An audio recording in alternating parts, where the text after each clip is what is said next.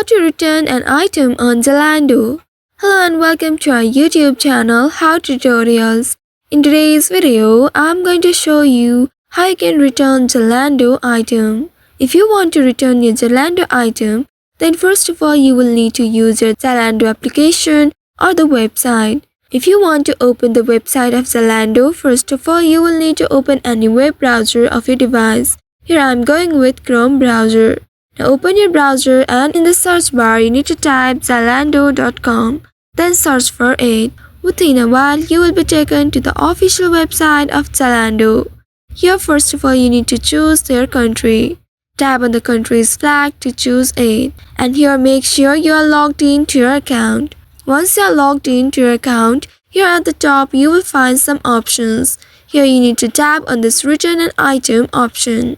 Once you tap on this option, now here you will be presented with the order history. Here you need to find the order that contains the item you would wish to return.